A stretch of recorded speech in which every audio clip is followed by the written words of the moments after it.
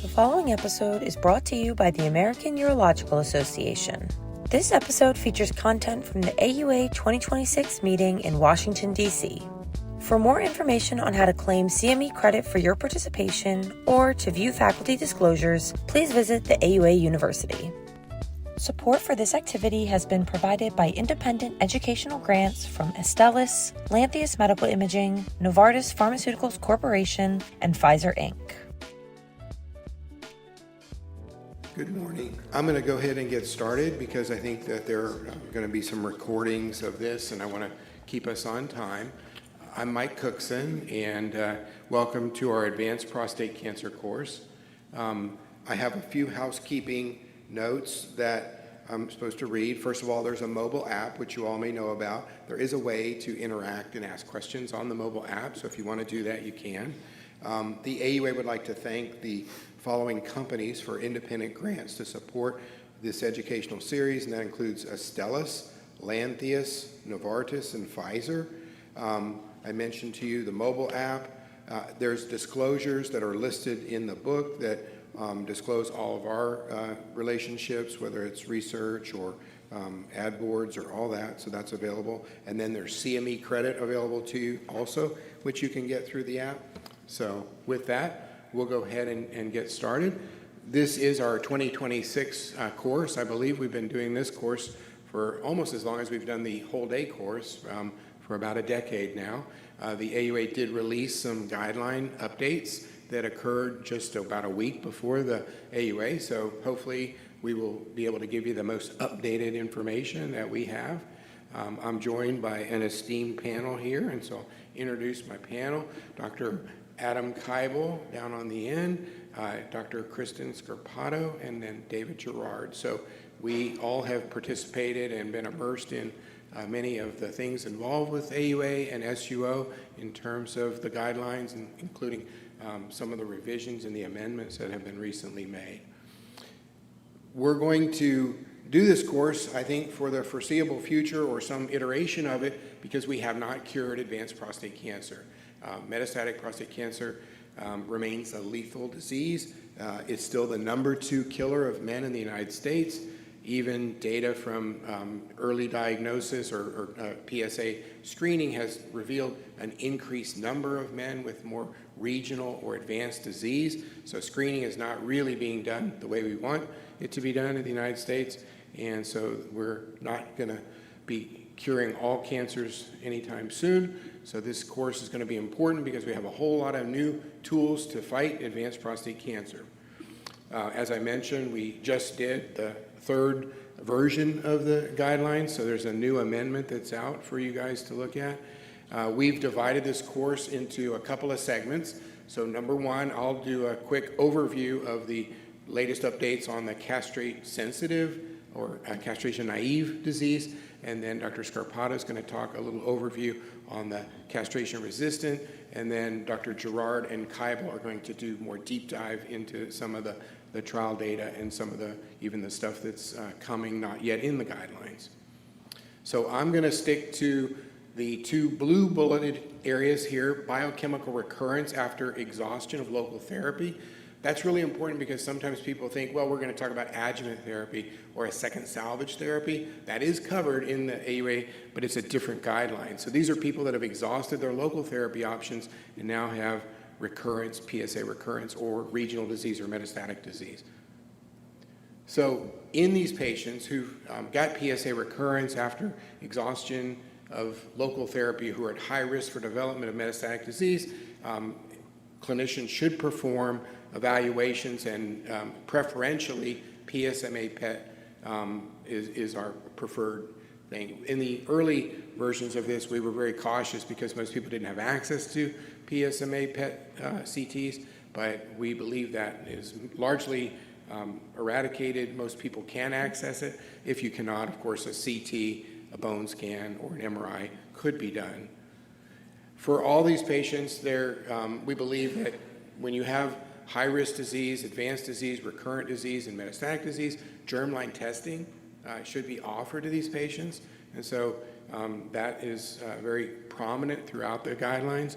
And then also for patients with metastatic disease, there's an opportunity to do somatic testing, kind of a liquid biopsy to look for changes and mutations in their tumor and potentially direct targeted therapy at that. Clinicians should utilize PSMA PET preferentially, as I mentioned earlier, due to its greater sensitivity, but also if you have had negative conventional imaging, then you have an opportunity to order the PSMA PET. That was more of an insurance thing early on too, where a lot of insurance mandated that you do negative imaging before you could move on. We don't see that very much anymore, but it still may occur in your area.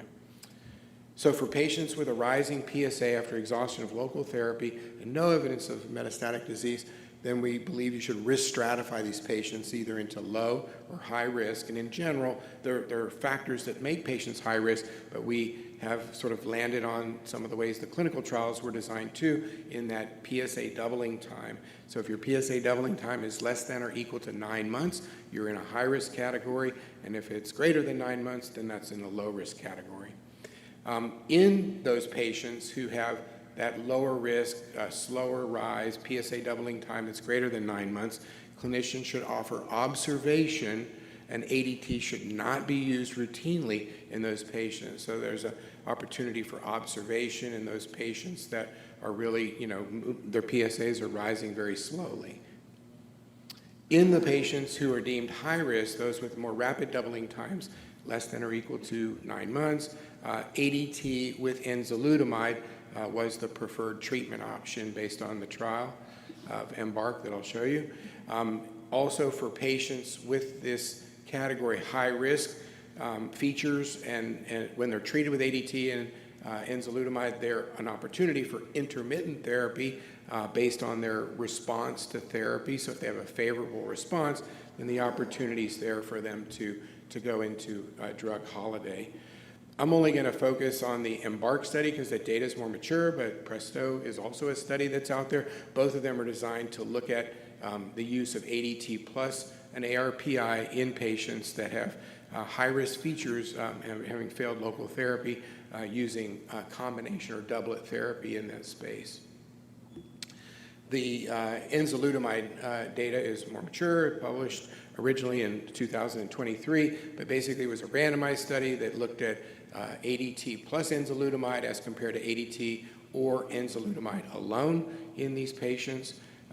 Their primary endpoint met with metastasis-free survival for that combination therapy group. It also was met for the enzalutamide monotherapy group with respect to metastasis-free as compared to ADT alone. I mentioned the intermittent component. So after approximately 9 months of therapy, these patients who had a very low PSA, 0.2 at 36 weeks, were offered that drug holiday. About 90% of the patients on ADT and ENZA were able to meet that bar, and when they did, they got about 20 months of time off drug. So that was the best in class for the 3 arms of the study. They updated the EMBARK results this year, and so with the updated results, the ENZA plus leuprolide was the overall survival advantage as compared to leuprolide alone, and so that's why the guidelines landed on enzalutamide and leuprolide as the preferred therapy. Transitioning to the metastatic group now, in patients with newly diagnosed metastatic hormone-sensitive disease, we should assess the extent of the metastatic disease and stratify patients based on low and high volume. This is based on a lot of historical information, including data from the CHARTED study. High volume is defined as greater, as having 4 or more bone lesions, at least one outside of the spine or pelvis, or a visceral metastasis. So any visceral metastasis would place you in that. And again, the caveat is conventional imaging is the way these were defined, not PSMA PET. The data, we've known for a long time that the extent of disease often dictates how well you respond to therapy, and so that was seen in some of the late 80s studies from the SWA group, as well as some of the earlier studies in the 90s, but the CHARTED data really validated that when they introduced the possibility of a doublet with chemotherapy and ADT, and there were significant response differences based on the volume of disease. It's not surprising, but there's no exact number. But in general, people should be followed with PSA monitoring every 3 to 6 months when they're on ADT in the setting of metastatic disease to monitor for castration resistance. We're going to talk a lot today about combination therapy. We understand that there are some patients who simply cannot tolerate or will not be able to receive combination therapy, but in general, you'll see the data is robust and overwhelming in favor of combination therapy. The first introduction of that was ADT and chemo, but now the doublet therapies with the androgen-directed targeted therapies and then triplet therapy for select patients getting chemotherapy plus the doublet. The original study from Charted was designed, and it's been now more than a decade since it was published, so hard to imagine, but we've come a long way. At the time, though, there was really only a little bit of advantage in castration resistance at 3 months for patients using docetaxel. Adding docetaxel to what was standard of care at that time, which was ADT monotherapy, resulted in significant overall survival advantage in these patients. We'll talk more about it a little bit later, but it was most profound in those patients who had high volume disease. So there was about a 12-month survival advantage if you had all comers, but if you just honed in on the patients that were high volume based on the definition, it was about an 18-month survival advantage. Patients should also, in addition to their ADT, be offered, we already talked about androgen pathway-directed therapies.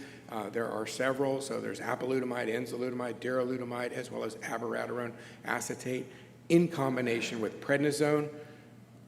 For the overview, just know that abiraterone had 2 studies, Latitude and Stampede. Both showed survival advantage with the addition of abiraterone to ADT alone. The Titan study gave apalutamide its indication where there's survival advantage using this medication. Enzalutamide had a couple of trials, but Enzamet was the overall survival advantage for patients adding this. But you can see this common theme throughout. The Aeronote study, which was done in Europe, gave advantage to darolutamide over ADT, with ADT over ADT alone. There was an Aerosec study. There was a US-based study. We can talk about that maybe a little bit during the discussion, but that was presented on the plenary at this meeting. So in selected patients, clinicians should offer ADT in combination with docetaxel and abiraterone or darolutamide. That's the triple therapy. Again, it's more for selected patients because of the way the trials were designed, but there are patients who are chemo fit, young, have high volume disease, perhaps de novo in presentation, and those patients may be offered triple therapy. This is the PEACE-1 study that demonstrated the survival benefit using the addition of abiraterone to the standard of care at that time, which was chemotherapy and ADT. And then this is the Aronson study that added darolutamide to standard of care with chemo and ADT, showing a survival benefit. In select patients, primary radiation therapy may be beneficial in the setting of metastatic disease in combination with ADT with or without an ARPI, because that's the way the Stampede study was designed. This box here represents the low volume patients that were divided up just like Charted, where there was benefit, and they had a significant failure-free and overall survival.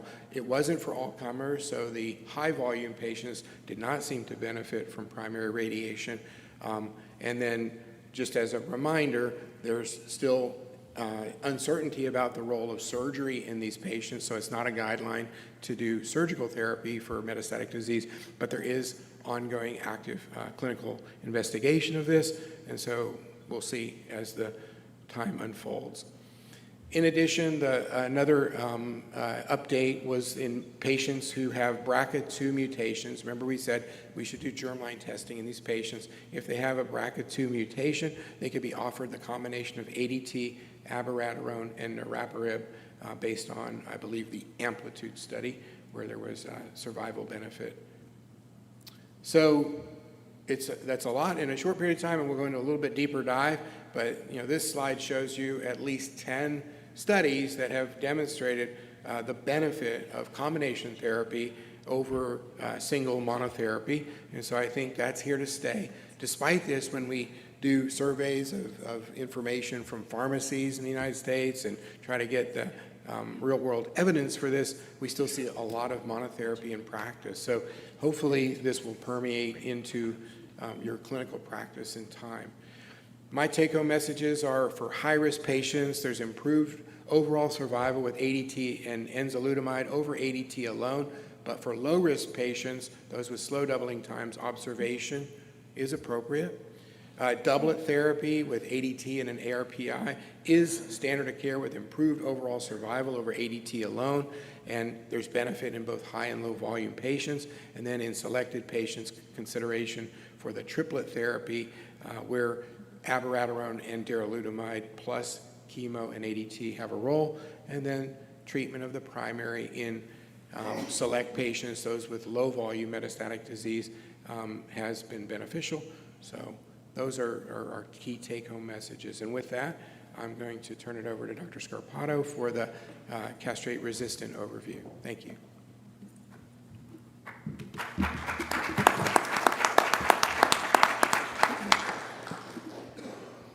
Good morning. I'm happy to see so many people here. I think sometimes I get the question, why are you as a urologist worrying about advanced prostate cancer? And I very much believe that we belong in this space, and we often are the first point of entry for our patients. So it's incumbent upon us to at least be aware of all that is happening in this space so we can help counsel our patients. Often, even if they're co-managed by medical oncologists, and we are helping to manage symptoms related to their prior prostate therapy, and they're going to ask us questions about their advanced prostate cancer. So we will get started. I think maybe it's still coming up, at least over.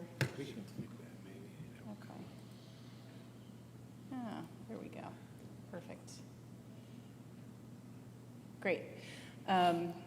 This will be kind of a crash course, and good news is that there's been much development in this space, so you'll see that our guidelines have changed to reflect what we call evolving landscape, and so there are more treatment options available for our patients. With that comes some more complexity. So I'll do the kind of overview, and then we'll get into the weeds a little bit later. So now we're talking about castration-resistant patients. Those are the non-metastatic and the metastatic. What is the definition? So this is disease that is progressing despite a patient being on ADT and maintaining castrate levels of testosterone. It is important to verify that. As you all know, make sure your patient has a testosterone less than 50 and their PSA is rising. You have to confirm this on multiple repeats. There are also some patients who will have progression radiographically or clinically despite not having a PSA that increases. Really important to have multidisciplinary care, and this has remained consistent throughout all iterations of this guideline. It is a complex patient population, and often urologists, medical oncologists, radiation oncologists, I rely heavily on our pharmacists. Many of these patients have early palliative care, so it's definitely a team sport. All right, so let's talk about non-metastatic CRPC disease state 3. Guidelines would recommend that a patient with a rising PSA but no visible metastatic disease on conventional imaging, despite medical or surgical castration, have serial testing. This is our non-metastatic patient. The interval is not necessarily specified, 3 to 6 months, so whenever you're interfacing with your patient and you need to calculate PSA doubling time in that population, and PSMA PET is what is recommended over conventional imaging, and that should be periodically checked as well. There are 3 trials here that we'll kind of run through quickly. They all show that there is an advantage, a survival advantage, in patients who have a rapid doubling time and are non-metastatic. Apalutamide, darolutamide, and enzalutamide. In patients who do not have a rapid doubling time, Observation is recommended in those patients. And then no systemic chemotherapy or immunotherapy is offered in this population. Here are the 3 FDA-approved agents. The initial endpoint for these studies was metastasis-free survival, and that's an important surrogate endpoint because we know that patients who have metastasis are at increased risk for symptoms as well as for progression and ultimately, as was borne out in the data, survival impact. So the first is Spartan. This was apalutamide. We can see a metastasis-free survival when compared to placebo. In the overall survival, you can see the advantage clearly here in this graph. Aramis, again, initially a metastasis-free survival advantage, followed by an overall survival advantage. These are all placebo-controlled. The trials were very similar. And importantly, there's been no head-to-head of any of these agents in the non-metastatic CRPC space. And then finally, Prosper, looking at enzalutamide, very clear split in the curves here, and then the overall survival advantage versus placebo. Moving on to metastatic CRPC, I think this is where we've really seen quite a number of changes. Statement 25 remains the same in that we should check baseline labs for all of our patients, and that of course includes PSA, but then things like alkaline phosphatase, hemoglobin, LDH, these are important to monitor as well. A patient's symptoms can determine what agents they are eligible for. So important for us to gauge what their symptom burden is, and that kind of goes along with performance status. Depending on the patient's performance status, they may or may not be eligible for certain of these agents that are approved for our CRPC. Conventional imaging, but also PSMA PET, as we'll talk about in a minute. And then I will drive the point home now and then further on in these slides. The importance of genetic testing is crucial for this. It's prognostic and it's predictive, and we'll get into that. All right, so performance status.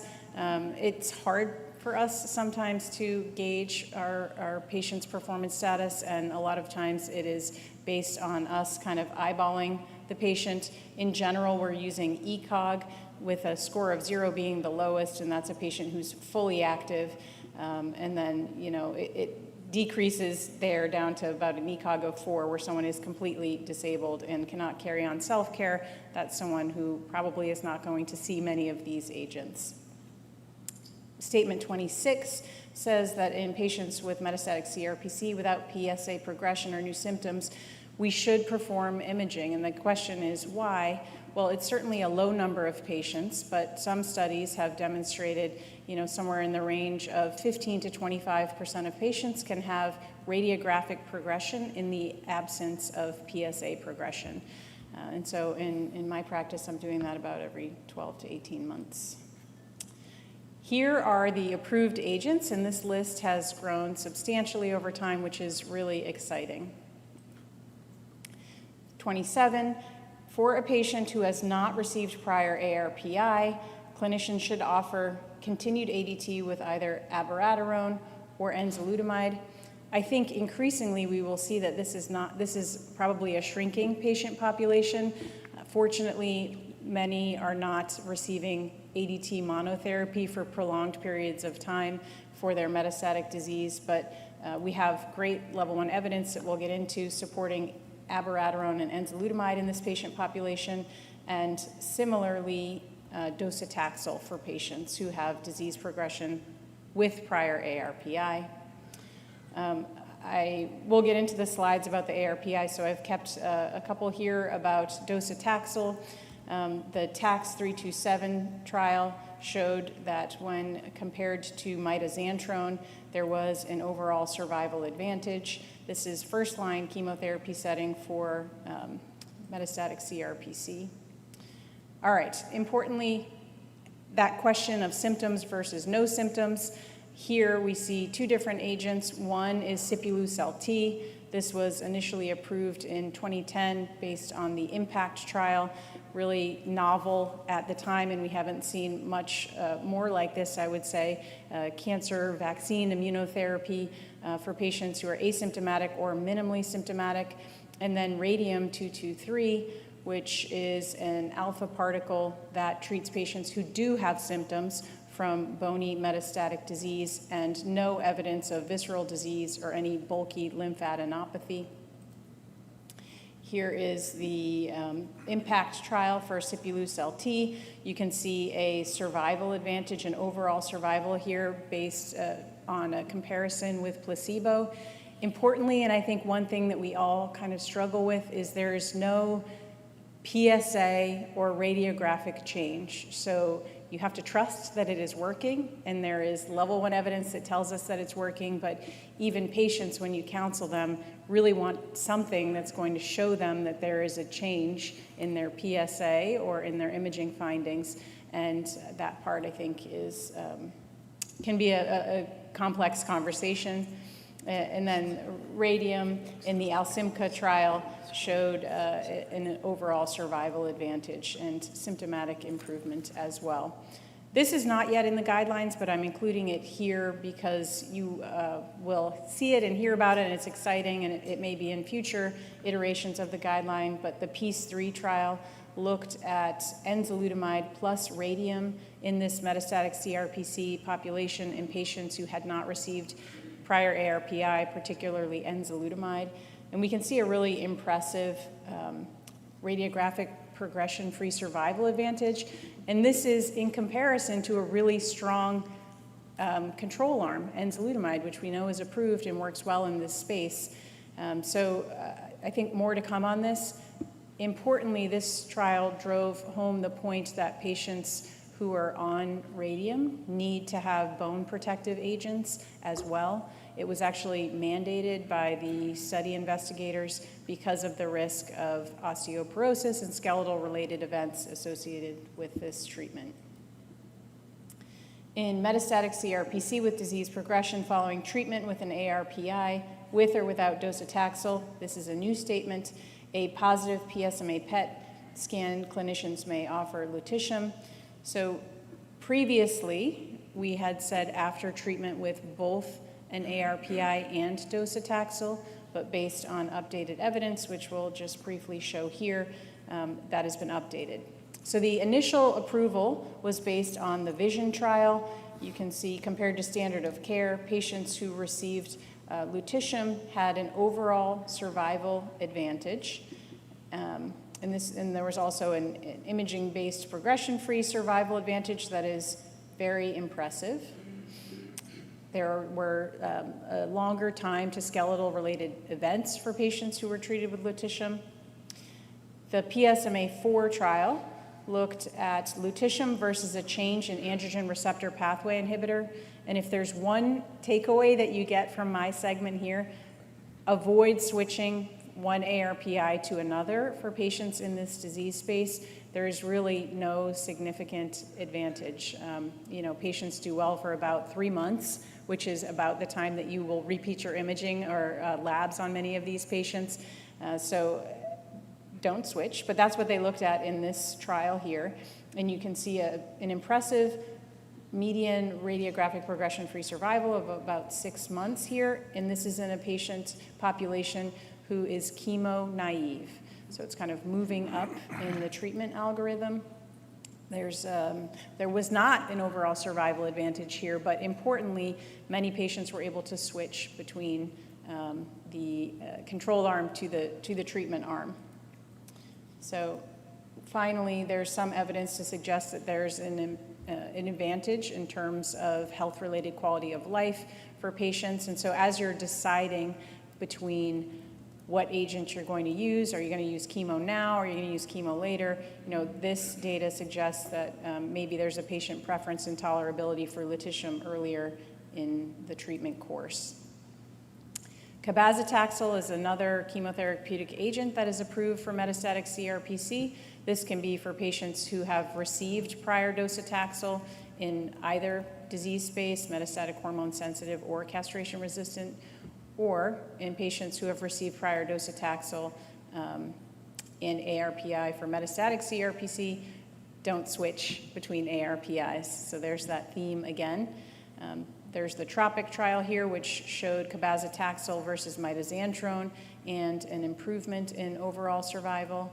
And then the CARD trial, more recently published, which shows an advantage over cabazitaxel and with cabazitaxel over an ARPI switch. So germline testing. Our prior statement 27 recommended that for patients with mCRPC, we should offer germline and somatic testing. That is still very much true. That statement was correct. But in order to highlight the importance of germline and often somatic testing for patients in this disease state in general, we moved it up to the number 4 and recommend it for all patients who have advanced prostate cancer. So kind of across the continuum. And that is germline testing to look for BRCA, 1 and 2 mutations, ATM. There's a whole important panel there. And then specifically for patients who have metastatic disease, somatic testing, which currently is recommended with a biopsy of cancerous tissue, that can also help determine what therapies are appropriate, what clinical trials may be appropriate, and also help counsel our patients on the aggressiveness of their disease. This is based on a number of studies. This particular landmark paper was showing us that in an unselected patient population of patients who had metastatic prostate cancer, almost 12% were found to harbor a germline mutation. Far and away, the most common was BRCA2. And then looking at somatic mutations, about 25%, a quarter of this population here, harbored somatic changes. And as a patient has more advanced disease, we see more mutations present. So that brings us to PARP inhibitors. And there's a lot of buzz, appropriately, around PARP inhibitors. We have 2 new statements about them. One is that a patient may offer a PARP inhibitor to select patients who have either a somatic or a germline mutation and have progressed on prior ARPIs, but then also patients who have not had prior ARPIs, we can offer PARP inhibitor in combination. So really important to know, what has the patient seen before? Where have they been? If they've had prior ARPIs, then statement 34 applies. If they have not, then you can use combination therapy in the first-line setting. And then patients can be offered platinum-based chemotherapy as an alternative if they cannot use or obtain a PARP inhibitor. The first approval of PARP inhibitors we see was the PROfound trial. This was olaparib, a heavily pretreated patient population. We see a radiographic progression-free survival versus a control arm here. And then in follow-up here, we see a radiographic progression-free survival in the overall cohort. When compared to switching, this is the control arm here, the progression-free survival was only about 3.5 months. So again, switching between ARPIs, not a high yield. There's an overall survival advantage seen there as well, leading to the FDA approval. So then let's move on to rucaparib. This was the second agent that was approved as a PARP inhibitor for metastatic CRPC. The BRCA subgroup, not surprisingly, had the highest response rate here and I think was driving the overall results. But because of the strength of the signal for BRCA patients, this agent is approved for BRCA mutated patients based on Triton3 data. And then here, importantly, this is really the first time we see a PARP inhibitor compared with chemotherapy. So even in that setting where we know that chemotherapy is a really strong control arm, we see that rucaparib was superior to docetaxel by about 3 months. So as you're considering order in your therapies, if a patient has a BRCA mutation, PARP first, chemotherapy second. Then looking at them in combination, there are 3 trials in this space, PROPEL, Magnitude, and TALAPRO. These are all showing an advantage in the first-line setting. And so I will quickly show you some study results, but I want you to, again, think that the control arm in all of these studies is strong. So when we're seeing this advantage, it's an advantage against something that's already been approved and demonstrated efficacy in CRPC patients. First, we have abiraterone and olaparib, and we see an improvement in imaging-based progression-free survival here compared to just abiraterone alone. This is in an all-comers population.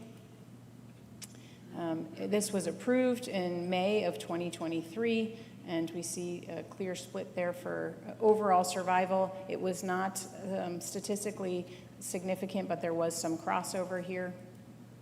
Talipro-2, again, we're seeing the combination therapy in the first-line setting leading to improved radiographic progression-free survival. This also is an all-comer population.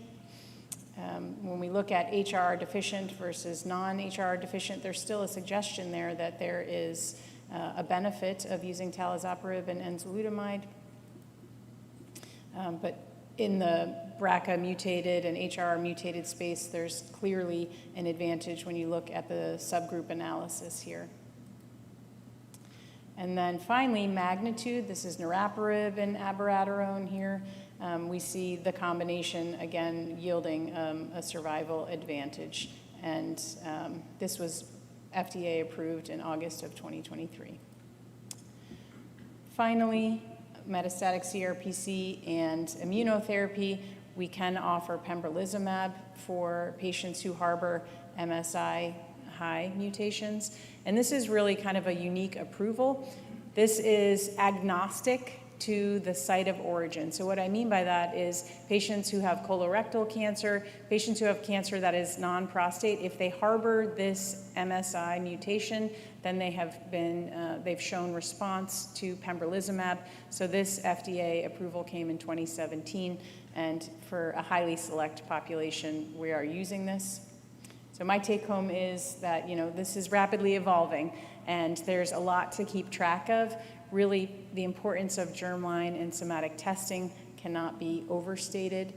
Don't switch ARPI to ARPI, especially when we have so many great agents available. Lutetium is now an option for patients even before they have received chemotherapy but have progressed on ARPI. And PARP inhibitors are a really important part of treatment for this patient population. The question to us is, have they seen ARPI before or not? If they have already seen it, then monotherapy. If they have not seen it, then combination therapy. Thank you.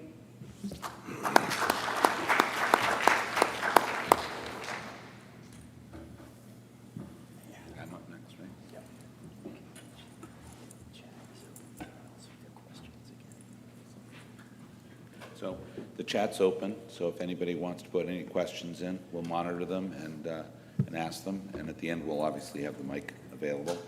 I think that's me, so wait, I get to.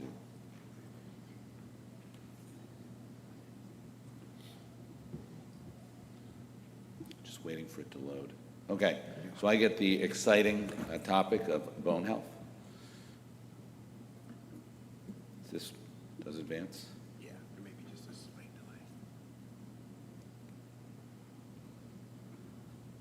Pointed at something? There we go. Okay. Clearly, this is something that's very clinically relevant to us as urologists. If we use hormone therapy, elderly men have an increased risk of losing bone mineral density. And on top of that, ADT adds to bone mineral loss. And this increased risk of osteopenia, osteoporosis, and fracture can actually impact on our patients. And then last of all, which is obvious to everyone, if you have metastatic disease, that does increase the fragility of the bone. In general, we used to say that basically everybody should be put on these kinds of agents, but it's interestingly that the U.S. Preventive Task Force, which we always think about in terms of PSA screening, has actually recommended against this as a general practice in men. I think because the data just isn't quite there as much as it is in women. Again, women suffer bone mineral loss in large part due to the changes in estrogen levels. So these are the issues. Bone mineral loss increases with age, previous fracture, A parental history, I mean, people's family history sort of predicts what's going to happen in the future. Low body weight, cigarette smoking, and excessive alcohol consumption. And then specifically for prostate cancer patients, we need to worry about the fact they're on hormone ablation. Take glucocorticoids, which is increasingly important as we put people on things like abiraterone, and radiation therapy, and then other medications that I think we often don't appreciate can decrease bone mineral loss. It's actually important.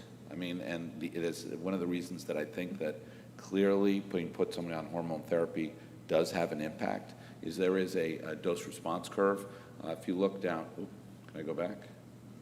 If you look at the bottom part of this, if they have a smaller load, 1 to 4 doses of GnRH, the risk of fracture is less than if they undergo increasing doses of hormone therapy and even undergo an orchiectomy.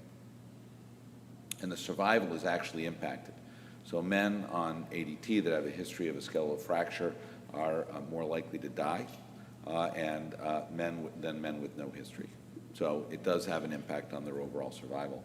So I put the NCCN guidelines up here that basically recommended DEXA for men at the baseline. And then once they're on ADT, get a DEXA every 1 to 2 years. And depended a lot on what a FRAX risk assessment tool. This is an online tool. I think I have the website on here shortly. And basically to continue to assess whether they're losing bone mineral density. AUA, European Urology, European Association of Urology, the Association of Radiation Oncology, and the International Society of Geriatric Oncology all essentially endorse the same. The reason why I use this one is because I think this table is kind of nice. So this is a FRAX. This is an algorithm released by the World Health Organization. It's an online calculator, and I put the website down at the bottom. And essentially, you can calculate someone's risk of fracture and use that to decide whether or not they need any form of treatment. So again, what I just said is, get a baseline test. I gave you the definition of osteopenia and osteoporosis here. Blood tests such as calcium, creatinine, and vitamin D levels are really important. They lowered the level of vitamin D that's considered low recently. So unfortunately, many people in the room might even find out that they have low vitamin D. I know that I found that out when my doctor tested me. We want to maintain our bone health. There's no specific language in the AUA guidelines about dosage, okay?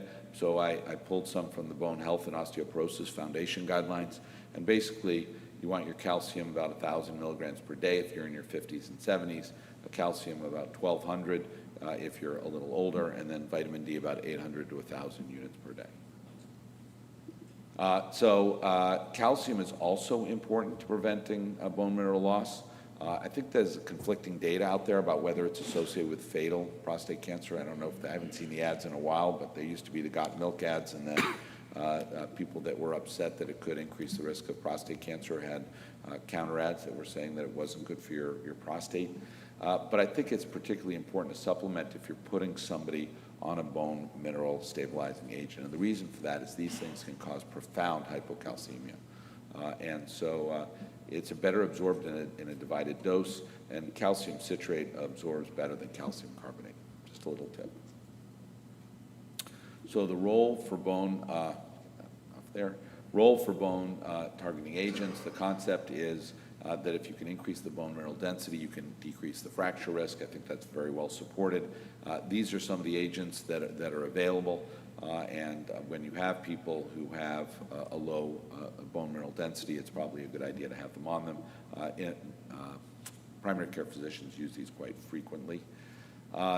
Zoledronic acid is probably the one that we know the best. Okay, it inhibits bone reabsorption. It's given as an IV infusion every 4 weeks. And it is really the only one to demonstrate a benefit in metastatic castrate-resistant prostate cancer. What I mean by that is the other agents have been shown to stabilize bone, and they're probably more widely used by our internist colleagues, but they haven't been specifically studied in people that have prostate cancer. There is some significant toxicity associated with these, and you have to be prepared for that. Osteonecrosis of the jaw is probably the worst one. I'll have some nice pictures of that. Hypocalcemia, and that's why you calcium supplement. Nephrotoxicity, you need to reduce the dose, and flu-like symptoms. I think what this basically is showing is that bone mineral density is associated with an increased risk of fracture, and you can assess it on the lumbar spine, the femoral neck, and the hip. So basically, you want to stabilize the bone to decrease the risk of fracture. It's important to dose on the basis of creatinine clearance, so I included this so people know how to do that. It is a drug that you need to make sure you don't overdose them if their renal function is poor. But this is one of the reasons why I think denosumab has sort of taken over.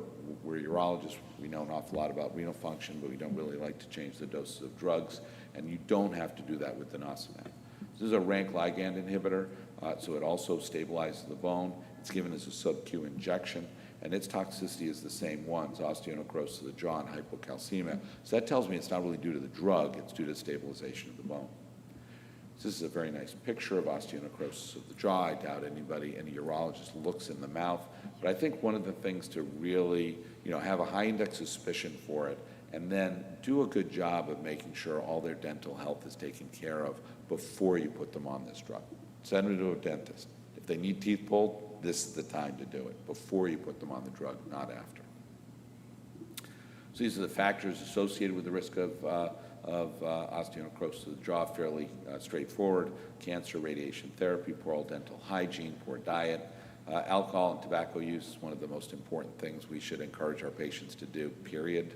I mean, sometimes you get in discussions where people say when patients are on this, they should decrease their use of alcohol and alcohol and tobacco.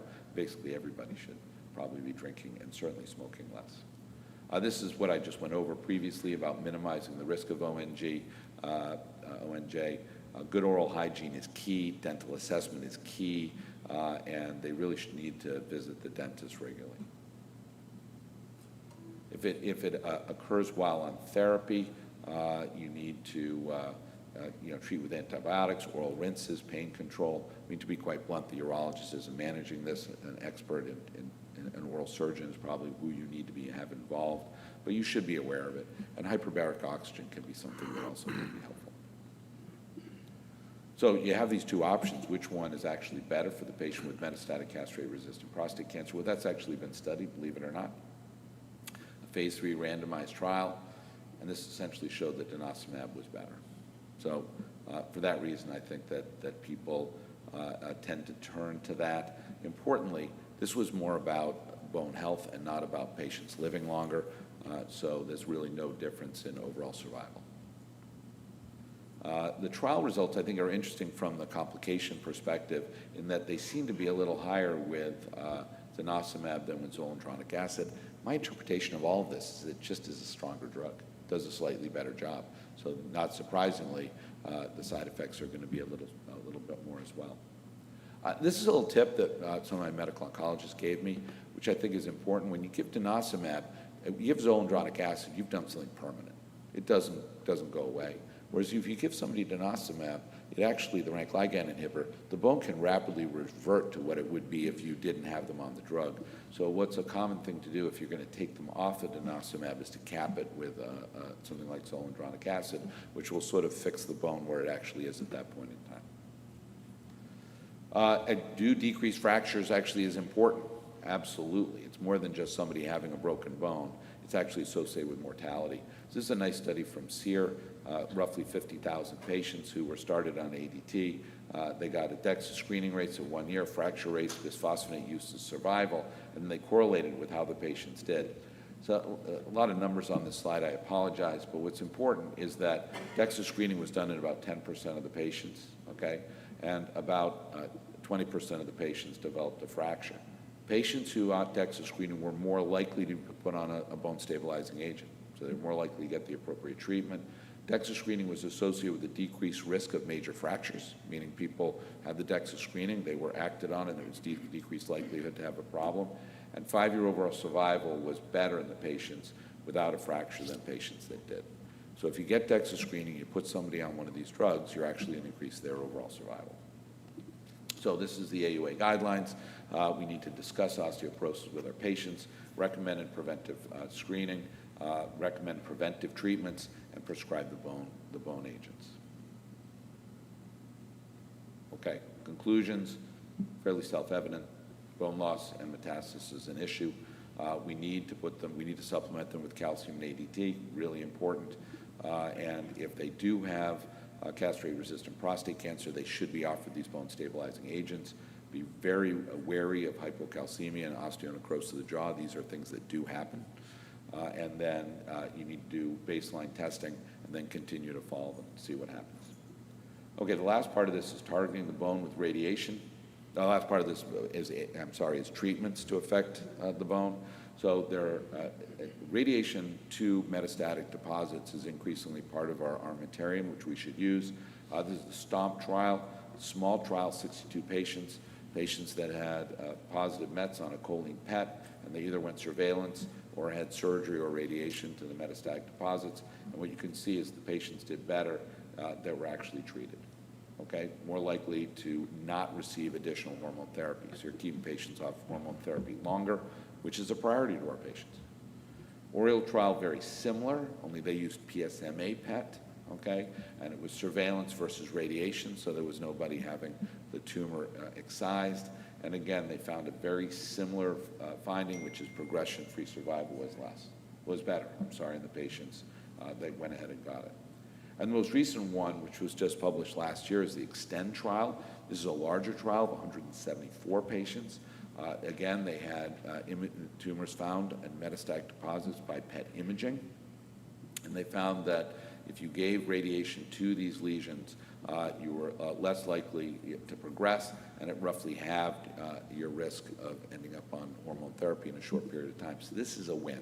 You know, patients are going to be less likely to put on hormone therapy, and therefore will do better. I think one of the things we're wrestling with now, which I think one of the other talks will be, is whether from a survival advantage we want to radiate these lesions and at the same time give them a shorter course of ARI or hormone therapy. Radium-223, this mimics calcium, so it targets the bone. It delivers alpha radiation. I've got a nice cartoon in a second that looks at that. It induces double-strand DNA repair, which is obviously bad for the cancer cell, and therefore kills metastatic deposits to the bone, okay? One of the important things is it has a very short penetration, so you don't have to worry about them injuring other tissues, such as their bone marrow, and they don't have to worry about being around other people that they care about. This is the Alcimpa trial, which actually was the trial that got it approved. These are patients with no known visceral metastases. So they're patients that have bone-only metastatic disease. They're post-docetaxel, and the key part of this is that they are symptomatic. So you don't use this in asymptomatic patients, you use this in symptomatic patients, okay? And what you can see is a significant prolongation in overall survival in the patients that got the radium. So that's why this is in the guideline. And importantly, which I think is key, is it also prolonged the time until they had a skeletal-related event. So it's not only a win from a cancer cure perspective, it's also a win from protecting their bones from fracture. This is a slide that I put in previously, which I still wanted to include, but I think may have shifted a little bit because of a nice study that Dr. Scarpato outlined, the EXTEND trial. These are patients that got radium-223 plus abiraterone. And what's important about this is the agent matters. So in this study, all the outcomes were worse in the patients that got radium-223 plus abiraterone than if they got radium-223 alone. So enzalutamide, I always think about enzalutamide and abiraterone as being exactly the same, or not exactly the same, but having similar underlying efficacy. And I'm not sure that's actually the case. Some of it also might be the patients that were selected. It's really important to select the right patients. Lutetium. Lutetium is a PSMA targeting agent that also is important. The VISION trial looked at about 1,000 patients, about 800 of which had castrate-resistant prostate cancer and a positive PET. Patients who did not have PSMA-positive lesions were ineligible, and mostly patients that had bone and visceral metastases. Half got the standard of care plus lutetium, half got just the standard of care, so 3-to-1 randomization. And the standard of care was decided before randomization. So this was not, clearly the patients were getting an efficacious agent, but it was decided by the provider. And then they got up to 6 cycles, but the majority got 4. And we can see here is overall survival and time to a symptomatic fracture were both prolonged. Okay, so again, a win both in terms of curing the patient and preventing them from having debilitating fractures. The therapy trial was a trial that randomized patients to PSMA, lutetium versus carbazitaxel, and essentially the important thing in this trial is there was no real particular difference between the two. A PSMA-4 trial, around 600 patients, also underwent a PET scan. They had castrate-resistant prostate cancer, and if they had a positive PET scan, they could be put on this. Again, it was an AR-PI change, ABI to ENZA, ENZA to ABI, versus lutetium. And again, it was emphasized previously, the data shows that the radiographic progression-free survival was better in the patients that got lutetium. I think, as was outlined previously quite nicely, is the problem with the control arm in this is it probably had no efficacy, okay, because flipping and switching ARIs is not really very efficacious. No difference in overall survival, though. Lastly, the ENZA-P trial. This is a trial where patients got enzalutamide versus enzalutamide and lutetium, and as was outlined previously, this did show a benefit in terms of overall survival. This highlights what I said previously, which is just because it didn't work with abiraterone doesn't mean it wouldn't work with enzalutamide, and I think it makes us think a lot about who is included in both these trials, and also if there's a difference in the how the drug actually works that may actually impact on these. And again, lutetium is probably a more effective drug than radium, and therefore you start to see that benefit. Again, if you look at the patients at deterioration of health and overall health, I think it's important to note the patients felt better. And lastly, I think I'm reaching the end, PSMA addition trial. This is lutetium versus androgen deprivation in ARI and castrates in hormone-sensitive prostate cancer. And this again showed event-free probability was better in the patients that got the combination therapy, so they got lutetium and an ARI, better than patients that got ADT and ARI alone, again demonstrating that lutetium actually has a benefit. But again, and they looked at event-free probability, the association was not nearly as strong and did not reach statistical significance. So just to sum it up, SBRT is really important for patients that have lower volume disease, okay, and really will increase the time until androgen deprivation therapy, which is, I think, a win. In combination with ADT is going to be likely a new standard of care. It does not appear to improve survival, though, as monotherapy. I'm not saying that it won't improve survival when used in combination, but if you're just looking to give radiation to the bone mets, you're not going to improve their survival. Radium-223 for patients that have good performance status, symptomatic bone metastases, and then lastly, lutetium can be used in combination with the novel ARIs, and mostly used for PET. It has to be used in patients that are PET positive, not useful in patients that have negative PSMA PETs. Thank you very much.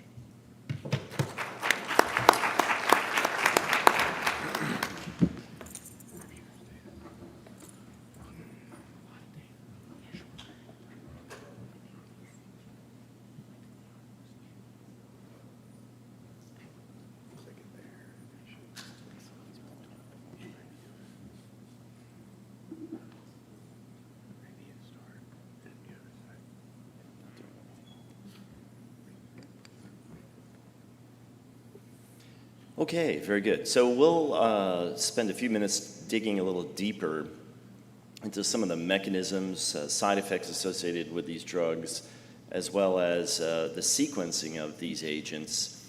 Again, as urologists and APPs, many of us deal with these drugs, so it's really important to be aware of the side effects and metabolism. So as this therapeutic landscape evolves, there are increasingly complex combinations of drugs that we are being faced with. And also local therapy comes into play here, and we'll talk a little bit in the context of several cases, the approach to these patients. So we'll talk about chemohormonal therapy, some of the mechanisms, dosing, and side effects of androgen receptor signaling inhibitors, choosing between these agents, and then understand the guideline approaches to sequencing in advanced disease. So let's begin with a case. This is a 60-year-old man, healthy, but presented with bone pain and fatigue. His PSA was 120, extensive grade group 5 prostate cancer. You can see on this PSMA PET imaging on the right, very high volume disease, no visceral involvement. So what is the option? What are the options for this patient? And certainly presenting as de novo disease, this patient is considered certainly a very high-risk patient, and we'd want to consider likely more intense therapy for this. So this landscape is this patient fits into this essentially this area here. So with options we'd want to consider are with chemotherapy alone, doublet or triplet therapy.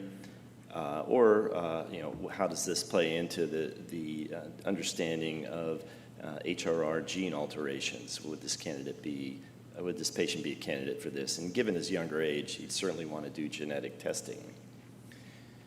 So the status of presentation and the pace of disease is very important with regard to determining management. It's important to distinguish between de novo disease, and that's metastatic disease at presentation like this patient, or patients that are developing metastatic disease after already being treated for primary disease. And on the right, you can see here, this is important because these patients that have de novo disease do much worse. The survival is significantly lower than patients that have recurrent, or as we term, metachronous disease. And really the greatest improvements we've made as far as the survival of these patients has been in this de novo high volume patient population. Again, genetic testing, very important, both germline and then somatic. Is this patient a candidate for PARP inhibitors? So again, these are the options for this patient. And we'll talk a little bit about some of the side effects and utilization of these drugs. So docetaxel and cabazitaxel bind to tubulin and promote microtubule assembly. Again, this attacks these rapidly dividing cells. And docetaxel was first approved back in 2004. And it was a 3-month improvement in survival and benefits as far as patient pain and overall activity. Cabazitaxel was actually developed as an anti-neoplastic agent designed to be an option for docetaxel failures. And it's in our guidelines 31 and 32. It's primarily used in this setting after chemohormonal therapy or docetaxel therapy. Again, this was the charted trial demonstrating an improvement in survival in patients with metastatic hormone-sensitive prostate cancer. And in this modern era, generally docetaxel is used as first-line chemotherapy for metastatic castration-resistant disease or in triplet therapy for hormone-sensitive prostate cancer. So what are the comorbidities with docetaxel? Clearly, performance status is very important. Is it okay? And we'll talk on the next slide a little bit about how you determine chemotherapy fitness. But in patients that are older with congestive heart failure, fluid retention is a side effect associated with this. These patients get peripheral neuropathy, which can be very, very bothersome. It's important to monitor liver function tests, again associated with the cardiac issues and fluid overload.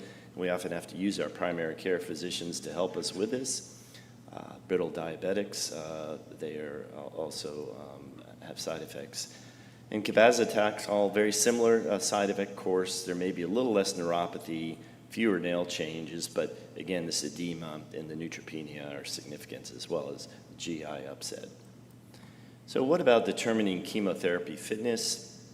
This is a scoring algorithm to determine this in patients. And performance status, again, does play an important role in determining those patients that might get chemotherapy.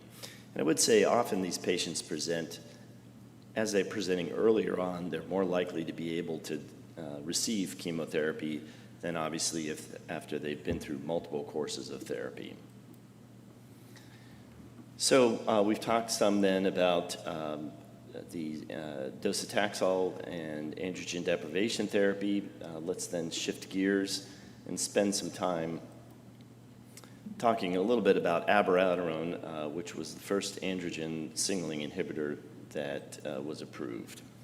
Again, this is looking at overall survival in the Latitude trial in metastatic hormone-sensitive prostate cancer, a marked improvement in these patients. Now, it is an irreversible inhibitor of the hydrolase and lyase activities of CYP17A, and what this does is blocks adrenal androgen conversion, so essentially reducing androstenedione, which is then converted down this pathway. And because of this, there is an increase in mineralocorticoid activity. So aldosterone levels increase, and this is the explanation for why these patients get fluid retention, salt retention, hypertension, and low potassium. Again, we give prednisone to offset these mineralocorticoid side effects. So which patients is abiraterone approved for? Metastatic hormone-sensitive prostate cancer, and then metastatic castration-resistant disease before and after chemotherapy. We talked about these side effects, fluid overload and hypertension. There can be also steroid-induced hyperglycemia. And the other aspect is liver function tests need to be checked every 2 weeks when initiating these patients on these drugs, and this is very important to monitor. If they begin to have an elevation in LFTs, stop the drug, wait several weeks, and then restart it at a lower dose. So patients who are poor candidates for abiraterone are those that can't really tolerate the systemic steroids that are needed with this drug, brittle diabetics, individuals with gastric ulcers, active infections. Also, older patients with cardiac disease are likely going to be a challenge. And then finally, hepatic dysfunction, active viral hepatitis. So let's now talk about the additional androgen receptor signaling inhibitors. These are apalutamide, and enzalutamide, and darolutamide. Again, these are all very similar in structure to each other. They bind androgen receptor and inhibit androgen-mediated transcription in overexpressing androgen receptor prostate cancer cells. So they really work in a much more potent way. They not only inhibit this at the DNA level, the binding of the androgen receptor, but they inhibit nuclear translocation, as well as inhibit the bindings to the androgen receptor externally. So as these impact, therefore, multiple steps in this pathway. Apalutamide and darolutamide have very similar mechanisms of action. Realize that apalutamide may have less blood-brain barrier penetration than enzalutamide, suggesting that the fatigue associated with some of these drugs with the apalutamide and darolutamide is maybe less than enzalutamide. So what about these patients? These drugs are approved for men with metastatic hormone-sensitive prostate cancer before and after chemotherapy and CRPC.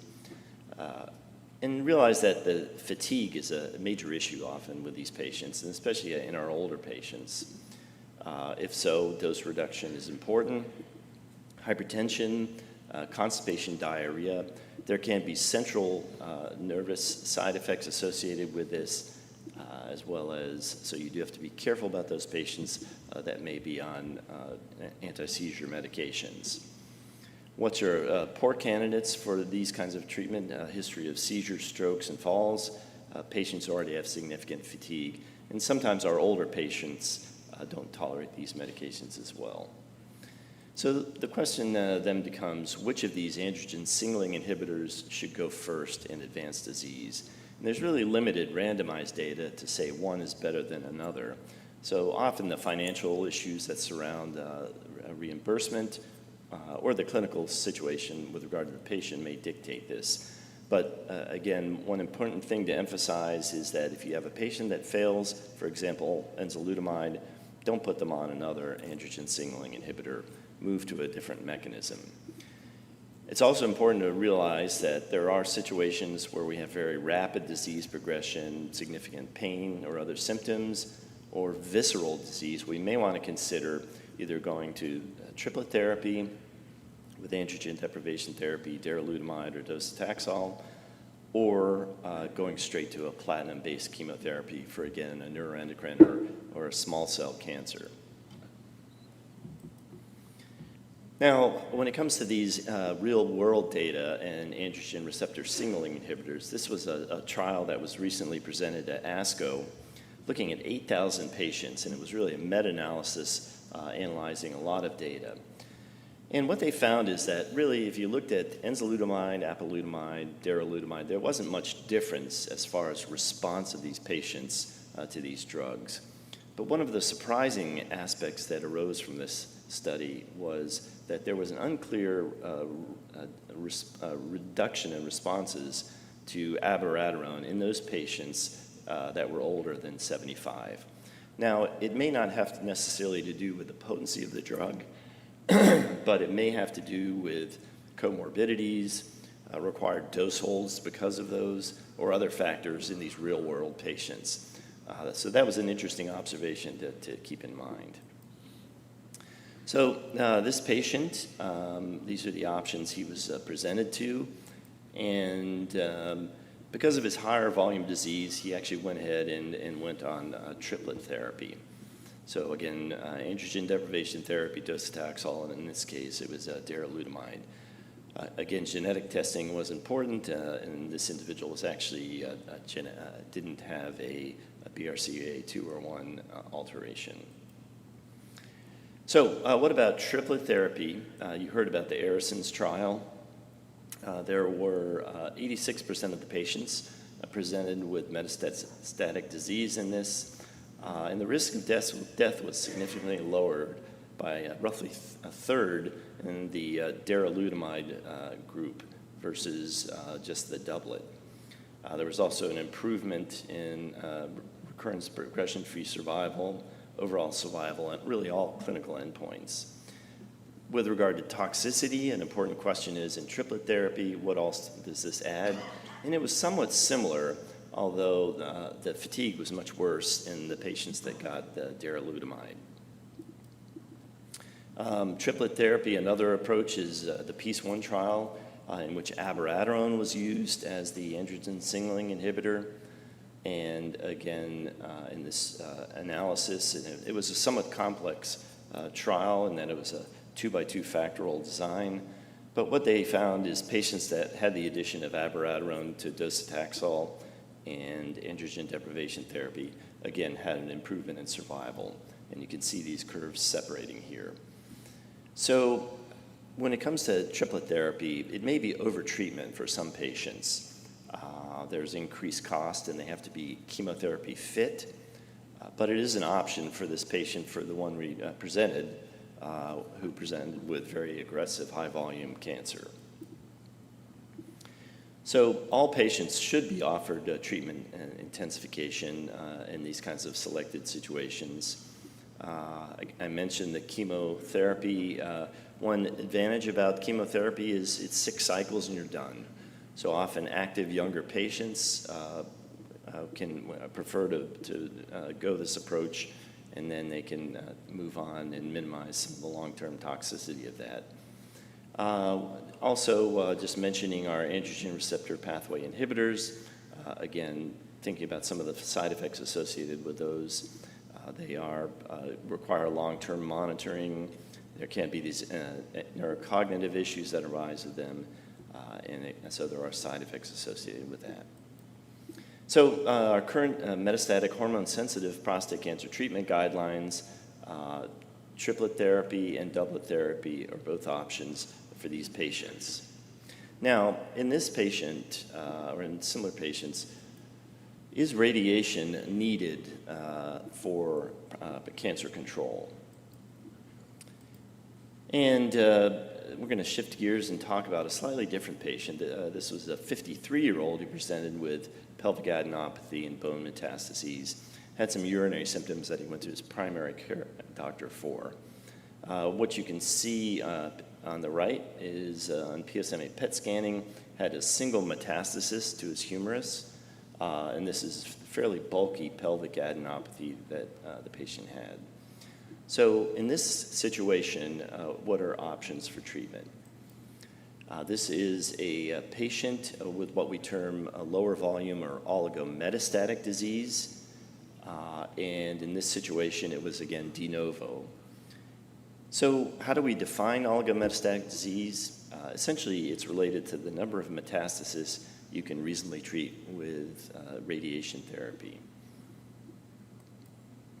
And part of the molecular rationale for a difference in the way we think about this disease is that this study looking at sequencing of metastases used this to look at lineage of different metastases. In advanced cancer, you get metastasis to metastasis spread. So this is a very heterogeneous cancer. However, in oligometastatic or lower volume disease, there's less heterogeneity of these cancers with earlier disease.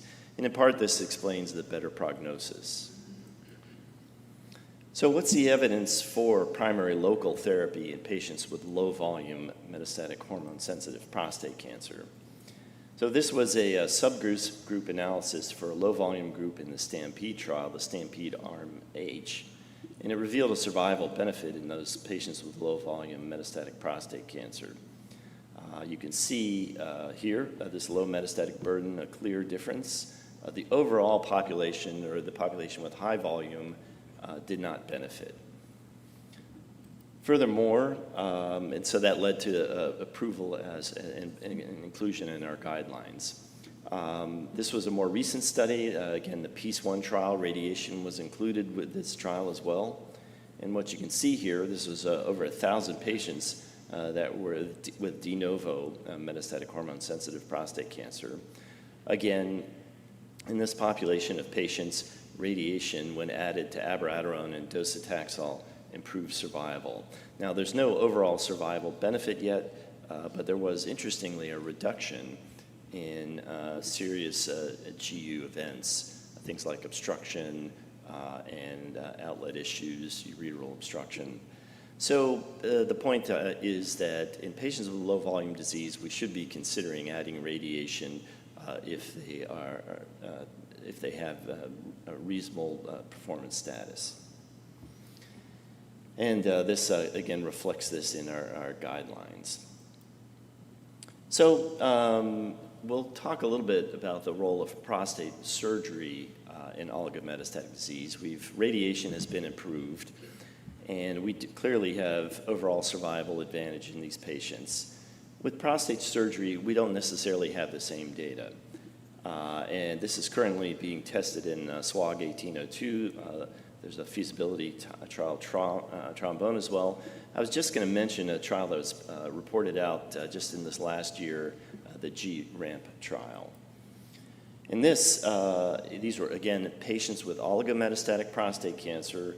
132 patients were randomized to surgery plus best systemic therapy or best systemic therapy alone.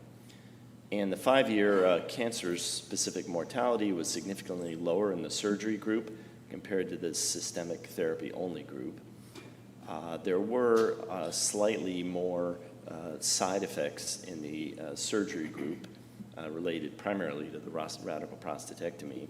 But the trial was actually closed before it finished accrual because radiotherapy, and we showed you the STAMPEDE data, showed a significantly improved survival. So it was thought it was somewhat unethical to randomize these patients to surgery. So we don't really have a powerful overall survival improvement in this population, but certainly there is some compelling data when we're looking at cancer-specific mortality.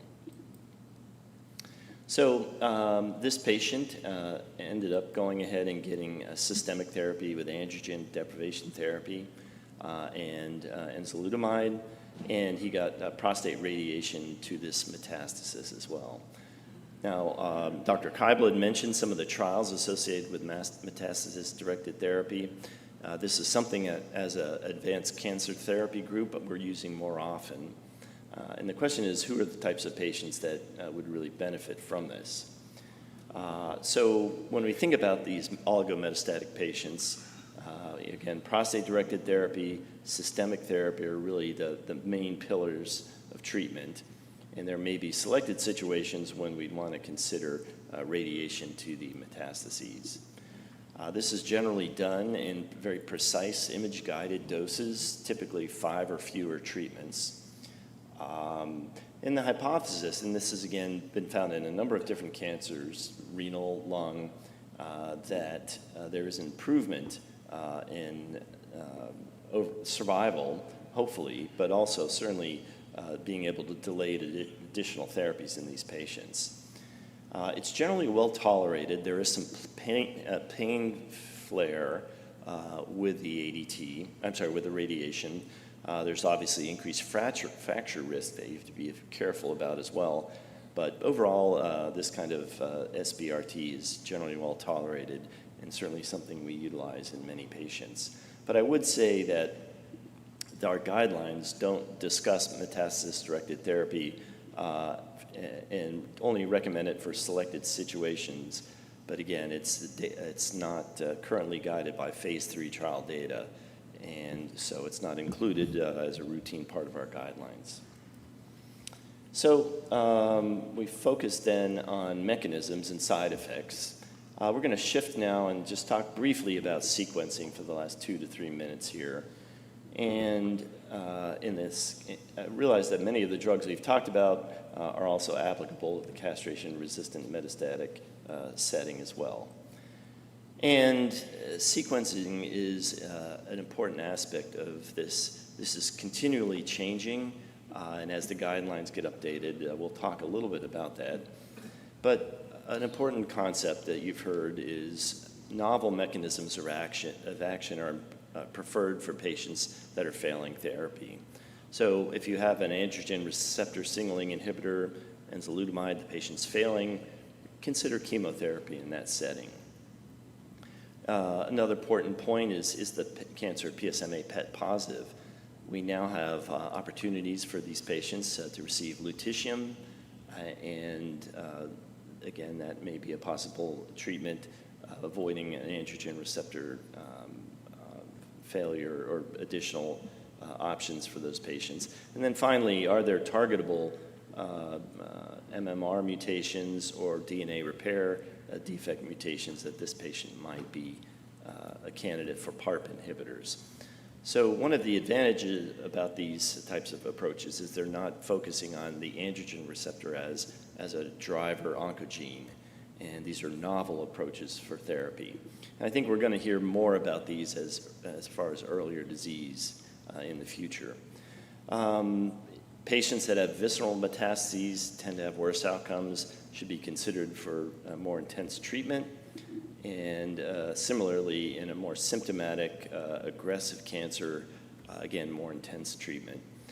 An important point is often these patients are not good candidates for chemotherapy, may benefit from androgen signaling inhibitor. And then finally, what kind of cancer is it? In the castration-resistant space, always we need to be thinking if the patient's symptoms don't match the PSA, could this be a dedifferentiated cancer?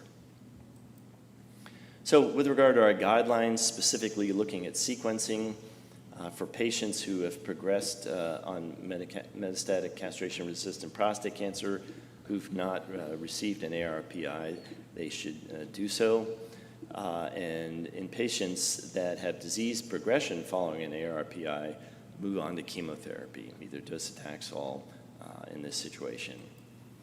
And then a newer guideline in those patients that have disease progression following an ARPI with or without docetaxel. Again, lutetium should be considered, or alternatively cabazitaxel. And then finally, in those patients that have received prior docetaxel chemotherapy and an androgen receptor pathway inhibitor, again, we're going to be seeing more of these in the future. Consider cabazitaxel as an alternate rather than an alternative androgen pathway inhibitor. So again, this sequencing is going to continue to evolve with time. So as far as take-home messages, abiraterone, again, it's a CYP17 inhibitor. Want to be careful in brittle diabetics, active infection, liver disease, patients with gastric ulcers. Enzalutamide, apalutamide, darolutamide, we can group those together as direct androgen receptor inhibitors, but we want to be careful in patients, elderly patients with severe fatigue or seizure history or CNS issues, and again, monitoring patients on Coumadin. Docetaxel in this modern era, it's really our first-line chemotherapy in castration-resistant prostate cancer, and it's generally used in triplet therapy, more frequently in metastatic hormone-sensitive prostate cancer. And then finally, in these patients that present with this de novo, high-volume, high-risk prostate cancer, triplet therapy should be considered for those patients. Radiation has selected utilization in patients with advanced cancer. Again, these are going to be lower volume patients, lower volume metastatic disease. The role for surgery is still evolving, and hopefully over the next couple of years we'll have a better sense, or at least some phase 3 data demonstrating benefit with regard to that. And then finally, with regard to treatment sequencing, avoid, as far as therapy is concerned, you want to avoid adding just a similar mechanism. So I'll stop there and appreciate your attention.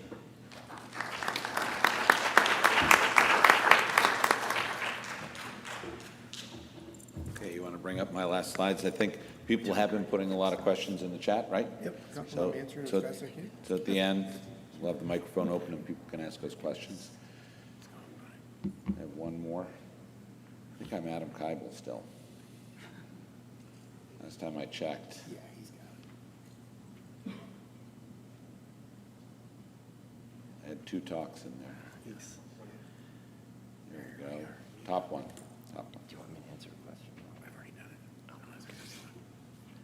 it. Okay, so I'm going to bring it home by talking about immunotherapy, targeted therapies, and future approaches. I had PARP inhibitors in here, and we may just sort of skim through that since I think that was covered very nicely. Just waiting for it to recognize me. There we go. So I'm going to talk about immunotherapy, PARP inhibitors, and future approaches. So CYP is something that was introduced now well over a decade ago. This is an antigen that is exposed to prostate to antigen-presenting cells. This fusion of PAP and GM-CSF can then be introduced into those cells. They then are processed at a remote site that fully activates the antigen-presenting cell, which is then reinfused into the patient. These cells are then activated to recognize prostate cancer cells, which then the idea is that they kill them. This is the IMPACT trial. It is a trial where they took patients with asymptomatic or minimally symptomatic. Remember I talked about radium-223 was in patients that had symptomatic disease. In this patient population, it's patients with asymptomatic disease, and they were randomized to CYP versus placebo. The placebo, the endpoint was a progression endpoint, so the patients that were on the placebo arm actually got reinfused with what they call Provenge. It was frozen Provenge, so it probably had some activity. And then the endpoint was survival. So this is the analysis, which basically showed there was a clear benefit to Provenge over placebo, but as was outlined previously, one of the problems is there's no PSA response, which I think can be hard on the patient and on the provider. I mean, we all know that PSA doesn't really correlate with things like survival, but it is a nice readout that reassures the patient that something is going on. I think one of the interesting things, this was a subsequent analysis where they tried to control for the fact that these patients did get some active treatment. I mean, that control arm, they were being reinfused with something that's had some activity, and basically showed that the survival advantage probably would have been better if they had just received a placebo. These are the adverse events, but I think really it can be summed up by saying the patient seemed to have the flu. So I would treat it like the flu. You know, fluids, anti-inflammatories, and most patients tolerate it pretty well. So this is the guideline. Patients may be offered CYP-T to asymptomatic or minimally symptomatic patients. The next thing we're going to talk about is PARP inhibitors. Actually, I think I'm talking, PARP inhibitors. So this is rather nice data that shows that there is a lot of data out there that shows that patients with advanced prostate cancer have a lot of defects in DNA repair. And that's something that I don't think we fully appreciated until about a decade ago. Actually, I'm sorry, I'm going to talk about other aspects of immunotherapy first. So this is Pembro, which is immunotherapy, targets the PD-L1, and in MMR deficient cancers, notice I didn't say prostate cancer, I said cancers, it seems to show a benefit. The overall survival was on the curve on the right is for colorectal cancer, okay? So people became interested in looking at this in a variety of other malignancies, and so this is a basket trial where they looked at a whole variety of advanced cancers and basically demonstrated that patients that got treated with Pembro did well. I think what's important to recognize is that the vast majority of these patients did not have prostate cancer. Did not have prostate cancer. A subsequent larger study with 233 patients still did not have a lot of patients with prostate cancer. In fact, only 6. Okay? But the basis of this study led to approval of this for patients that DNA mismatch repair enzyme defects. So we've tried to study this as a field by expanding the use of these PD-L1 and PD-1 inhibitors. These are a series of different trials, Keynote 641, Keynote 991, using Pembro in combination with an ARI versus an ARI in both castrate-resistant and hormone-sensitive prostate cancer. Ambassador and Contact-2 used a second agent, either with an ARI or with carbazitaxel, and basically all of these studies were negative. Okay? So this is just one that I sort of highlighted. This is Keynote 641. Primary endpoint is overall survival. You can clearly see that there was no advantage. I think one of the things that's interesting about this trial, though, is that if you looked at PD-L1 positivity, you see that maybe the patients seemed to favor the Pembro if the PD-L1 was positive versus negative or unknown. Bottom line is, though, all these confidence intervals cross 1. This is a very similar trial, but looking at hormone-sensitive prostate cancer. Again, you can see really no benefit to the combination treatment. It was stopped for futility analysis. So in essence, right now what it says is we should offer Pembro to patients with mismatch repair deficiency or microsatellite instability. Microsatellite instability is a readout, which we don't really use as much anymore, but basically shows that the DNA isn't being fixed in patients with castrate-resistant prostate cancer. And I think we probably underutilize this, but it's going to be useful in a very small number of patients. I think as we start to sequence the tumors and the germline more, we're probably going to see more and more of these patients. So you should be aware of it. We're probably underutilizing it. And then the second thing is PARP inhibition. Okay, this also leverages DNA repair. So this is a schematic of how PARP actually works. Okay, basically we have 2 ways of fixing our DNA: double-strand break repair and single-strand break repair. They both work. And if you block the PARP, you can't do single-strand break repair anymore. So you're dependent on double-strand. And if you have a normal cell, the cell can do it. But if you have a defect in particularly BRCA, you can't do it. So the cell ends up dying. It's called synthetic lethality. So the PROfound trial is the first trial. It's patients with castrate-resistant prostate cancer using olaparib, randomized 2-to-1. 300 patients, roughly 400 patients, divided into 2 cohorts. Some of the patients actually crossed over at progression. I think I went past the slide with the data. There you go. So if you look at all patients, you saw a benefit. But really, if you focused in on the patients that appear to benefit the most, so BRCA1 and BRCA2, and you can see a really substantial spread in the curves. One of the things I often say to people is that statistically significant, clinically significant, that's a clinically significant separation of those curves. I don't think you need to be a statistician or probably even a physician to say that there's a difference between those 2. Triton-2 used rucaparib, very similar study. They looked at germline and tumor, so you could have a defect in the germline or in the tumor. 760 patients who got rucaparib, 135 patients who got an agent that actually works, docetaxel or an androgen receptor pathway inhibitor. And what you can see in the BRCA subgroup, you saw a benefit. ATM, you didn't really see a benefit, which I thought was interesting. Increasingly, what we're seeing is PARP in combination. This is a magnitude trial. These are patients that got in castrate-resistant prostate cancer, got abiraterone versus abiraterone plus niraparib. Again, these are agents that all work. Okay, a variety of different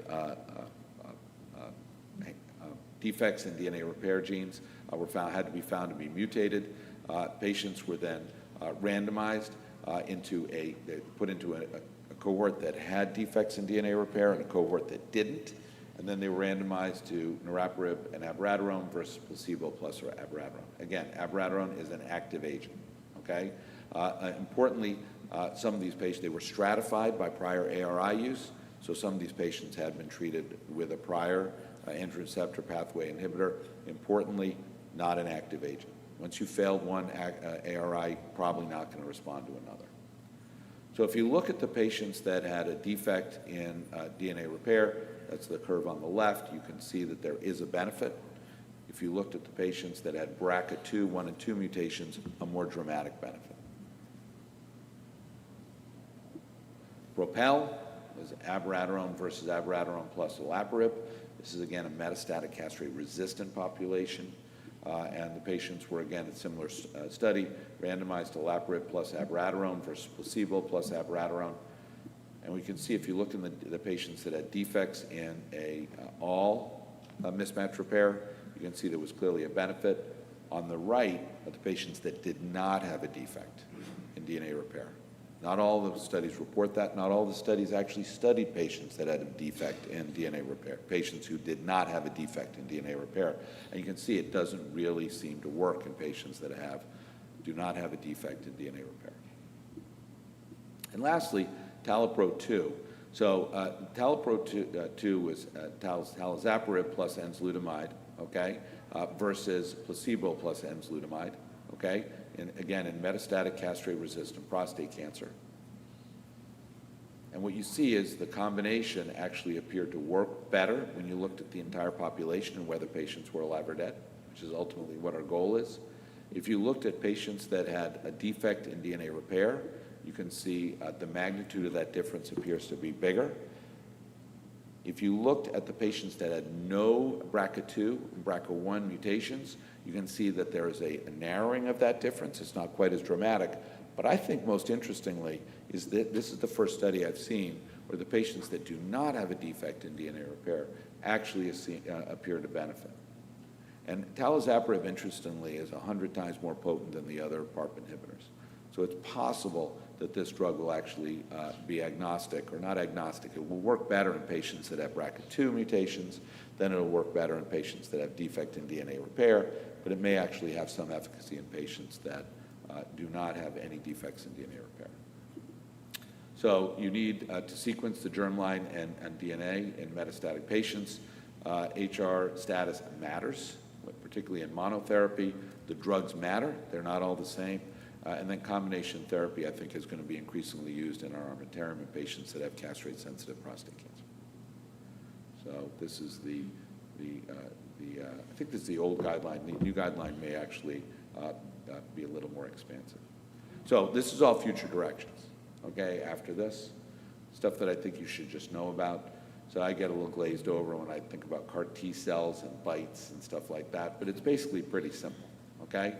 On the left, you have a CAR T cell. That's a cell where you actually create a cell that actually recognizes defects in the tumor cell, and it has lifelong immunity, supposedly, to the cancer. BiTEs are a little different. You create little things that you can put into the cell which link the T cell to the tumor cell. A whole bunch of phase 2 trials and phase 1 trials that have looked at this, and we're continuing to see more and more data in this space. I was just going to highlight one, which is targets step 1 using a BiTE. And what you can see, this is a waterfall plot. What you want is to see many more things that are below the line than above the line. And so clearly, you're seeing a lot of stuff below the line indicating that there is some activity when you're looking at things like PSA response. Increasingly, we're going to have to know about things that inhibit AKT and PI3 kinase pathway, okay? So importantly, AR signaling on the left, we're all very familiar with, but PI3 kinase and AKT signaling is important when we're in an androgen-deficient environment. And by inhibiting this, the idea is that we'll be able to target these cells. So I have trouble pronouncing this, cabazitaxel. Hopefully I said that right. It's a mouthful. I'll get better over time. This is a study that's recently been ongoing, CAPA-T281, taking patients that are PTEN deficient. So I think you see a lot of ads around in the hall about PTEN deficient. Increasingly, we're going to have to know about that. And randomizing patients to placebo versus this drug versus abiraterone. It's a little complex in that there are four different arms. But the important thing in this investigator-initiated trial is that we're starting to see a benefit in terms of progression-free survival in the patients that get a drug that targets AKT in patients that are PTEN deficient. So I don't think we're going to be using this quite yet, but I wouldn't be surprised within a year or two we are using this drug, so you should be aware of it. Overall survival has not been reached to date, so it is possible. And one of the things that we're going to start seeing is there's so many drugs out there, the patients fail one drug, we move on to the next drug, we move on to the next drug. It's going to be increasingly hard to demonstrate a survival advantage. Time to castrate resistance in this patient population was actually beneficial, which I think is important. I think that's a readout that tells us this drug is actually efficacious. The next thing we need to be aware of is AR degraders. So the way that abiraterone works, just to remind everybody, is it stops the cancer cell from making testosterone, okay? The way things like enzalutamide, apalutamide, and darolutamide work is by blocking the interaction between the androgen receptor and androgens, sort of sticks some gum in the lock. What an androgen degrader does is it degrades the androgen receptor. The androgen receptor isn't even there anymore, okay? So I'm not even going to try and pronounce this, but it's a phase 1, phase 2 trial. Patients that progressed on metastatic castrate-resistant prostate cancer were already on ADT and had been significantly pretreated, okay? And again, this forest plot shows that the PSA change is better on the patients that had the degrader, okay? So this is a different mechanism of action, which I think is important that we should have in the back of our mind. This is not even close to ready to prime time. I'm not even saying this is going to be the drug that makes it, but we will have drugs like this before you know it, because I think it's going to be more efficacious. This basically shows, again, the AR degrader works better in terms of, can't even read this, change from baseline. I think this is PSA, and you can see that patients do pretty well on the swimmer plot and continue to stay on the drug for large periods of time. So in conclusion, CRPC is the only FDA-approved immunotherapy, the only FDA-approved immunotherapy. Pembro is also approved now, but it's approved on the basis of a defect in the underlying genetics of the tumor, so not specific just for prostate cancer. I think PARP inhibitors are really important, and we are increasingly going to be using them. It's going to be moved earlier and earlier in the disease state, and I think the future is very bright with new targets and earlier treatment. Thank you very much.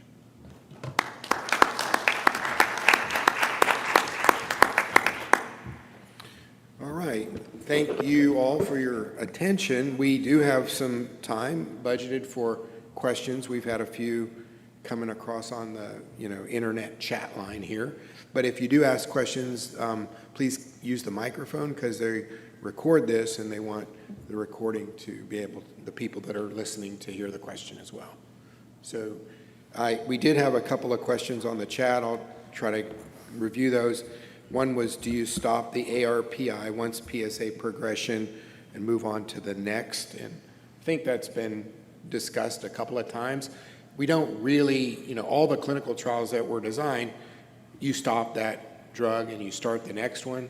There's also, as you saw in Adam's talk, sometimes some unintended consequences of drug-drug interactions and AEs that haven't been studied yet. So in general, the idea is to discontinue the ARPI and move on to the next treatment. Does anybody want to comment? Yeah, I would say there are a couple of trials going on in Europe looking at stopping androgen deprivation therapy, ARPIs, in patients We've sort of been through this intermittent hormone therapy concept before, and with very mixed results. So at least from that standpoint, we'll have to see. There may be a subset of patients that benefit from that, but I think it's going to be a fairly small subset, and at least as far as in practice right now, certainly continuing ADT, ARPIs as you layer therapy is important. Another question was on maybe on the biochemical recurrent patients after they've exhausted their local therapy, utilizing intermittent therapy. What's your threshold to reintroduce a drug on a drug holiday? I answered in the chat, in my opinion, but does anybody want to chime in on that? I don't use much intermittent androgen deprivation anymore, but when I did, I would usually choose a level with the patient ahead of time. It was based a lot on their anxiety. It was usually around 5 or 10. What I really liked about that, I think the studies were closer to 20. I find nobody can wait until 20 before restarting it again. So usually I'll pick a value and I make that into a positive thing. You're not at 10 yet. Isn't that wonderful? We'll leave you off the hormone therapy. You can sort of feel when it's coming back. You know what I mean? I mean, it's nice and low, and then suddenly it's 1, and then it's 5, and you're like, okay, we're going to have you back on it shortly. That's my strategy. I don't know if anybody has anyone that's different. Yeah, in EMBARK, it wasn't really intermittent therapy. They did a holiday, and then when patients showed progression, they restarted, and it wasn't clearly defined at a certain level. I look more at the PSA doubling time, and again, it's like very much shared decision-making, but if it looks like we're seeing a consistent increase and it's becoming rapid, less than 12 months, then I would restart therapy.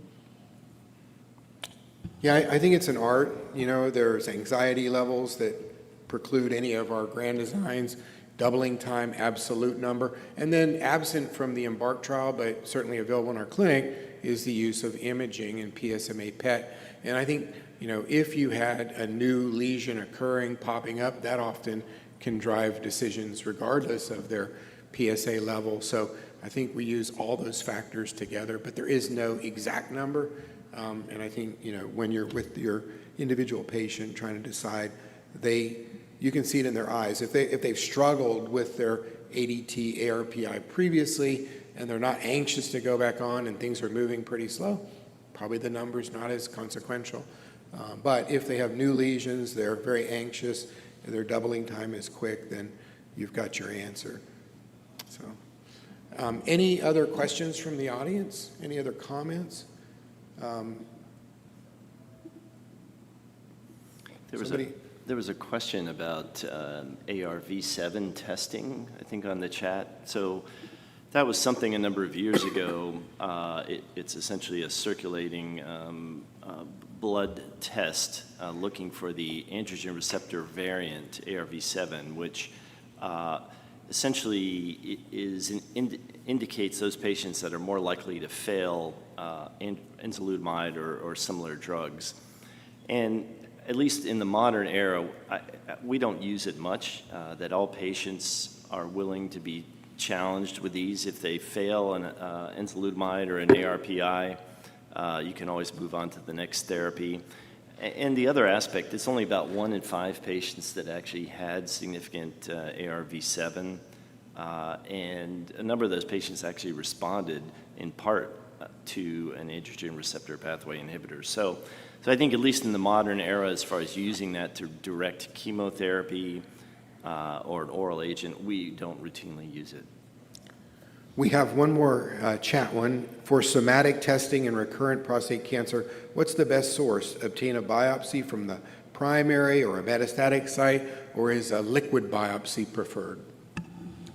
So, I think essentially you frequently are left with the primary site because it's very difficult. I think as the technology gets better and better, we're going to be able to get liquid biopsies. But I think right now it's frequently they can't find any cancer cells. I'm curious whether either of you have experienced anything different. No, I would agree. I think the most common sort of dictum is whatever's easily accessible. The primary site may not be the optimal site, but certainly we've gotten pretty good at bone biopsy. And we actually have a fairly active circulating tumor cell core that we can utilize as well. So, How frequently is it positive from the circulating tumor cells? I mean, I find patients that have widely metastatic disease, I find there is an appreciable hit, but a lot of the patients we're seeing is earlier in the disease process. yeah, a lot depends on, exactly, a lot depends on the PSA level, the volume of disease for that, so. That technology is rapidly evolving. It's going to get better and better.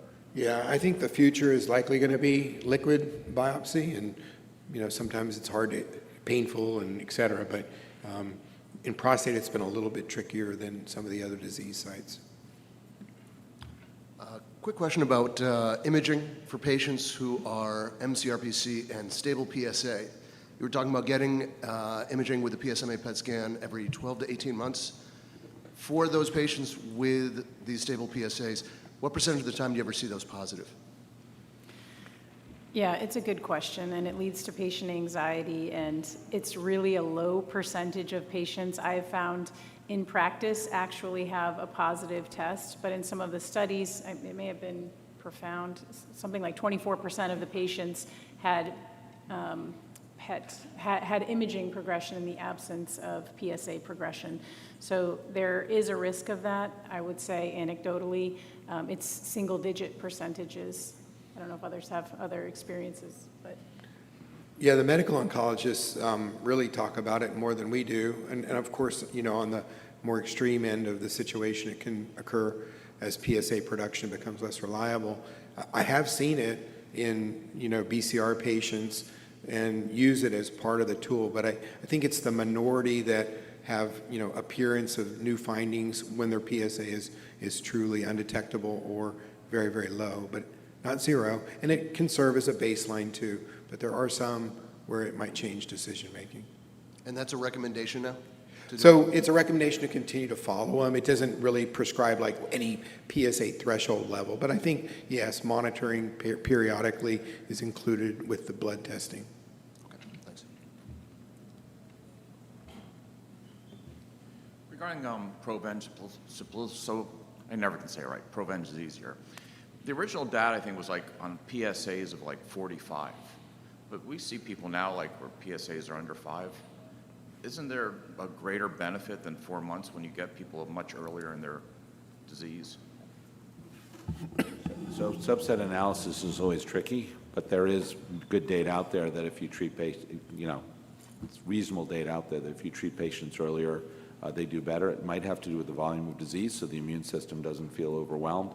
It might be they're not as heavily pretreated, so their immune system hasn't been knocked down by other treatments. The hormone therapy, giving someone androgen deprivation, profoundly changes the way the immune system works. And so, if you have someone who's heavily pretreated and has a very high PSA, you've probably lost some of the ability for the immune system to recognize things. So that's a long way of saying, yeah, I agree with you. Yeah, and I do know that at least some of the early studies, it was sort of used PSA of 20 as a threshold. It was more optimal to start Provenge with a PSA of less than 20 in that CRPC setting. Okay.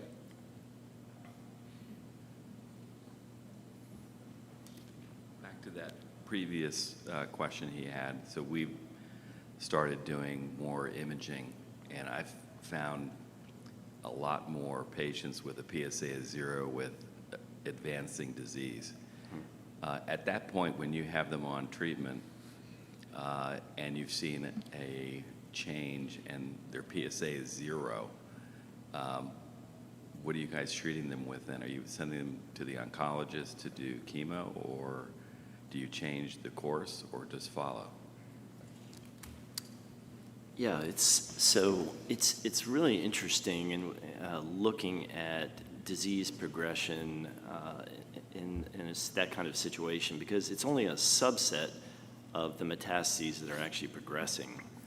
So one question is, if they have a symptomatic a MET, stereotactic radiation to those METs that may be progressing is an option to maybe continue them on the therapy. To continue them on the therapy without necessarily progressing to the next level. But certainly it's, we get our medical oncologists involved in this situation, and when to make that call to move on to your next treatment, chemotherapy or whatever is important. But don't forget stereotactic radiation for, at least more isolated progressing mets. The other thing that's worthy of mention, and we all see it, but is there are sometimes false positives with the PET scan. So isolated rib lesion, paragangliomas, little tiny areas, Paget's disease, things like that. So sometimes we make overcalls on those PETs. But for, yes, little small isolated areas that look real and everybody believes it, I think the use of SBRT can be considered in there too. The other thing to recognize, particularly with patients with low PSAs, is that there may be a very dedifferentiated tumor and they could have metastatic disease, and the PSMA PET is negative when truly they have metastatic disease. I ordered a bone scan the other day on somebody that was similar to that, which was negative, and then the medical oncologist went and ordered an axiom scan, which we're still waiting to see the results of, which I haven't ordered one of those in, I don't know, 4 or 5 years. But just recognize patients with really low PSAs and have metastatic disease might not actually have PSMA positive lesions. Yeah, and I think that's a good time to reset, go through the patient's chart again, make sure you have your germline testing, make sure you have your somatic testing, consider repeating a biopsy to get updated somatic information. Theoretically, you could have a change in what that result is, which could change a patient's eligibility for therapy or for a clinical trial, and then start looking at what the patient has had before. I definitely do send to medical oncology in that situation, but there's such an arsenal of treatment options available now, and likely, whether it's lutetium or radium or SBRT, there's something available, but it's a good time to just go through and make sure you have all the information you need and you've got a good assessment of the patient's functional status and symptom burden at that time. These guys that you're following who have low PSAs, are you getting PSMA PETs? Because you wouldn't expect it to be positive, or just conventional PET or CT. How are you following them? It depends. I think in my practice, I like PSMA PET and I become quite used to it, but to your point, certainly didn't see an approval for CRPC patients to have PET scans routinely like this. So it is often what I am getting, but I think conventional imaging is also probably reasonable in that setting. I don't know if others feel differently. Yeah. I would just, sort of a couple of comments. One, FDG PET is another, looking at metabolic activity, it's amino acid precursor. The other is MRI, and it's interesting. I do think a lot more people are using MRI in this kind of setting when you're concerned there's disease progression. PET's not really necessarily demonstrating that. So I'm going to get very philosophical here, but I mean, I don't know how many of you saw Gil Welch's talk, but what triggered us thinking he would be good to come is a paper that he wrote, I can't remember if it was JAMA or the New England Journal of Medicine, that showed that follow-up imaging for cancer has no impact on survival. So I feel you're often treating yourself and the patient by getting imaging in these settings. I'm not arguing against imaging. The patient's PSA is going up fast and you're very worried about them and you think you need to change. But to get routine imaging when the patient's PSA is stable probably doesn't have any impact on their outcome in any way, shape, or form. And if you miss something that's, progressing a little bit, I don't think it's going to have a huge impact. And if the cancer is progressing really rapidly, and again, very philosophically, you may have, in a low PSA, that's a very dedifferentiated tumor, and probably a terrible prognostic sign no matter what you throw at them. Patients don't like hearing that, but it's probably true. But the hope for the future would be, theranostics, and then imaging would potentially have an impact. When we say just knowledge that the disease is progressing without a viable treatment option, that may be true. But if we do, and it's probably not what we currently use, or it could be iterations of that and used earlier, then the imaging combined with the radiation, precision-based therapy holds hope. All right. Well, thank you all very much for your attendance, and have a great meeting.